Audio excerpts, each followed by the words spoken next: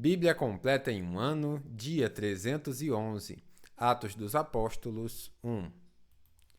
Em meu primeiro livro, relatei a você, Teófilo, tudo o que Jesus começou a fazer e a ensinar, até no dia em que foi levado para o céu, depois de dar a seus apóstolos escolhidos mais instruções por meio do Espírito Santo.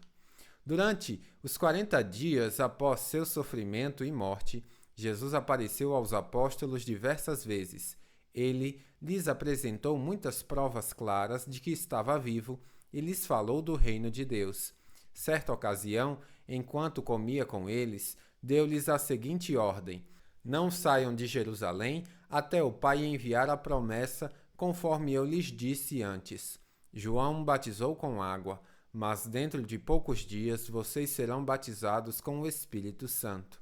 Então, os que estavam com Jesus lhe perguntaram: Senhor, será esse o momento em que restaurará o reino a Israel? Ele respondeu: O Pai já determinou o tempo e a ocasião para que isso aconteça, e não cabe a vocês saber. Vocês receberão poder quando o Espírito descer sobre vocês, e serão minhas testemunhas em toda parte, em Jerusalém, em toda a Judeia, em Samaria e nos lugares mais distantes da terra. Depois de ter dito isso, foi elevado numa nuvem, e os discípulos não conseguiram mais vê-lo. Continuaram a olhar atentamente para o céu, até que 2 homens vestidos de branco apareceram de repente no meio deles, e disseram: Homens da Galileia, por que estão aí parados olhando para o céu? Esse Jesus que foi elevado do meio de vocês ao céu, voltará do mesmo modo como o viram subir.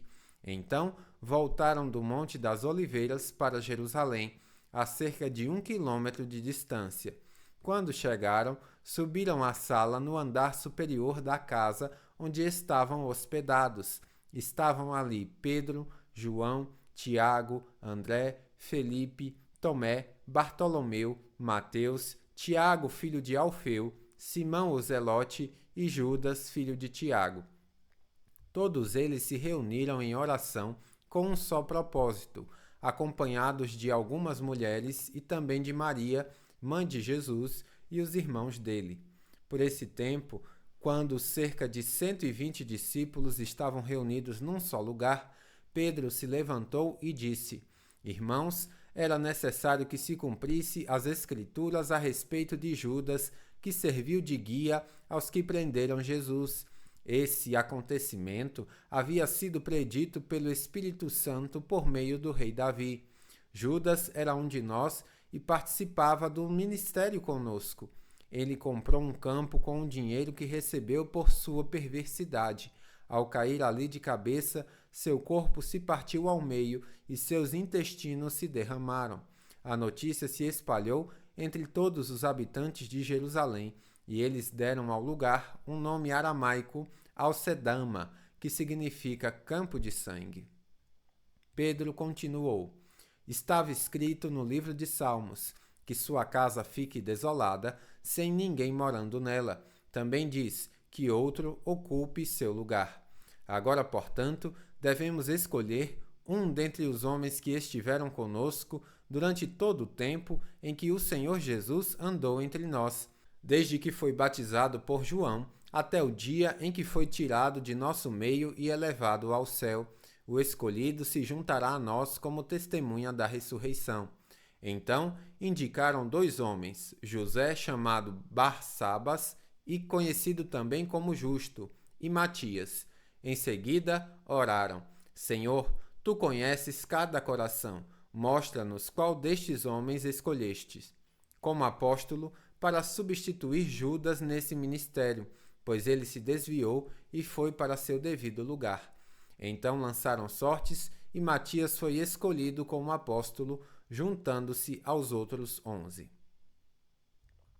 Atos 2. No dia de Pentecostes, todos estavam reunidos num só lugar.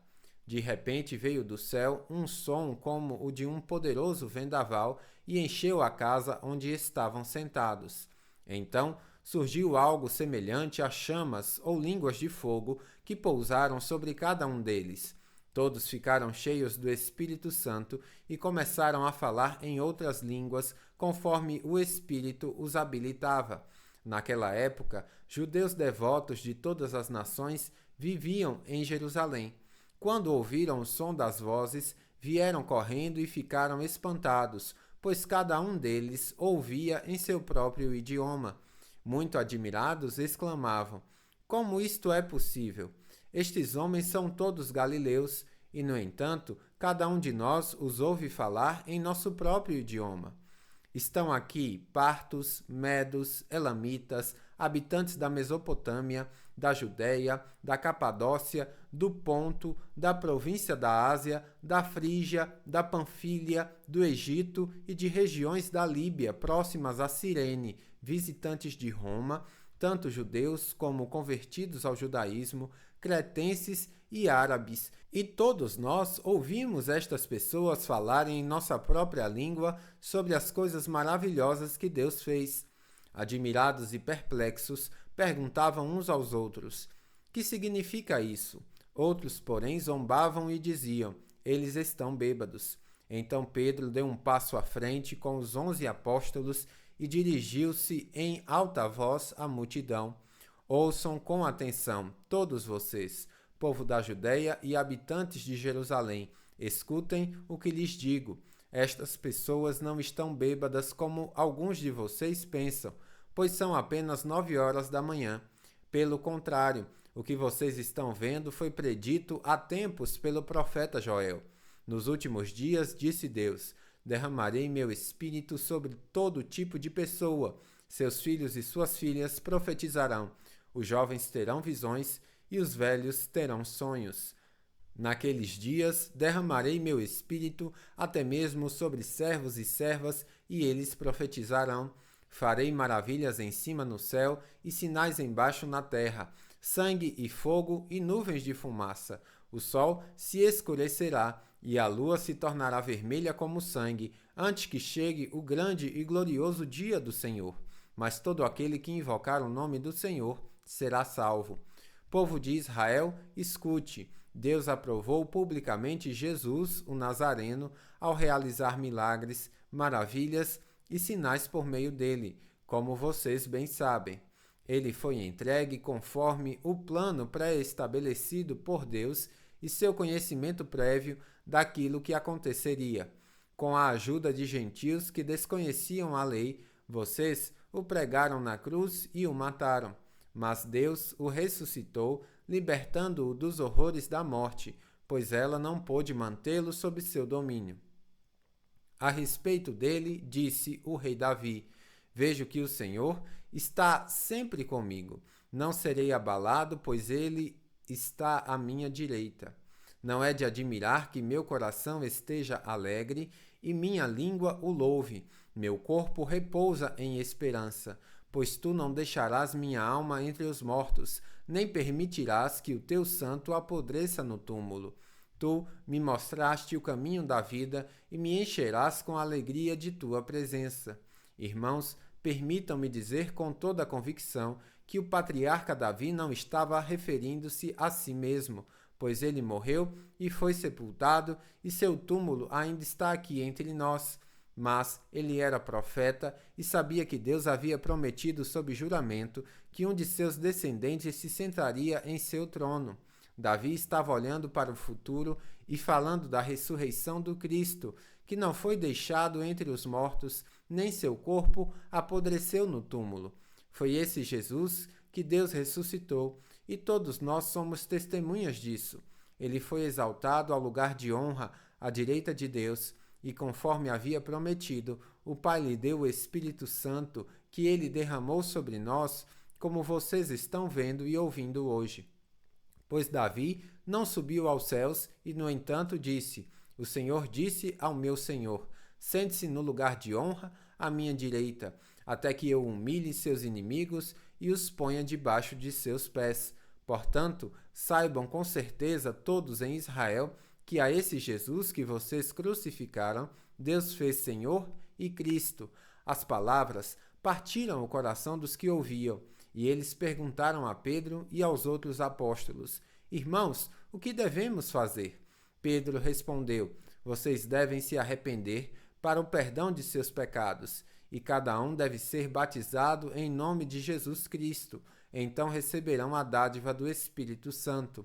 Essa promessa é para vocês, para seus filhos e para os que estão longe, isto é, para todos que forem chamados pelo Senhor nosso Deus. Pedro continuou a pregar, advertindo com insistência a seus ouvintes: Salvem-se desta geração corrompida. Os que acreditaram nas palavras de Pedro foram batizados. Naquele dia, houve um acréscimo de cerca de 3.000 pessoas. Todos se dedicavam de coração ao ensino dos apóstolos, à comunhão, ao partir do pão e à oração. Havia em todos eles um profundo temor, e os apóstolos realizavam muitos sinais e maravilhas. Os que criam se reuniam num só lugar e compartilhavam tudo o que possuíam. Vendiam propriedades e bens e repartiam o dinheiro com os necessitados. Adoravam juntos no templo diariamente. Reuniam-se nos lares para comer e partiam pão com grande alegria e generosidade, sempre louvando a Deus e desfrutando a simpatia de todo o povo. E a cada dia o Senhor lhes acrescentava aqueles que iam sendo salvos. Atos 3. Certo dia, por volta das 3 da tarde, Pedro e João foram ao templo orar. Um homem aleijado de nascença estava sendo carregado. Todos os dias ele era colocado ao lado da porta chamada Formosa para pedir esmolas a quem entrasse no templo. Quando ele viu que Pedro e João iam entrar, pediu-lhes dinheiro. Pedro e João se voltaram para ele. Olhe para nós, disse Pedro. O homem fixou o olhar neles, esperando receber alguma esmola. Pedro, no entanto, disse: Não tenho prata nem ouro, mas lhe dou o que tenho. Em nome de Jesus Cristo, o Nazareno, levante-se e ande. Então Pedro segurou o aleijado pela mão e o ajudou a levantar-se. No mesmo instante, os pés e os tornozelos do homem foram curados e fortalecidos. De um salto, ele se levantou e começou a andar. Em seguida, caminhando, saltando e louvando a Deus, entrou no templo com eles. Quando o viram caminhar e ouviram louvar a Deus, todos perceberam que era o mesmo mendigo que tantas vezes tinham visto na Porta Formosa e ficaram perplexos. Admirados, correram todos para o pórtico de Salomão, onde o homem permanecia com Pedro e João e não se afastava deles. Pedro, percebendo o que ocorria, dirigiu-se à multidão. Povo de Israel, por que ficam surpresos com isso? Disse ele. Porque olham para nós como se tivéssemos feito este homem andar por nosso próprio poder ou devoção? Pois foi o Deus de Abraão, de Isaque e de Jacó, o Deus de nossos antepassados, quem glorificou seu servo Jesus, a quem vocês traíram e rejeitaram diante de Pilatos, apesar de ele ter decidido soltá-lo. Vocês rejeitaram o santo e justo e, em seu lugar, exigiram que um assassino fosse liberto.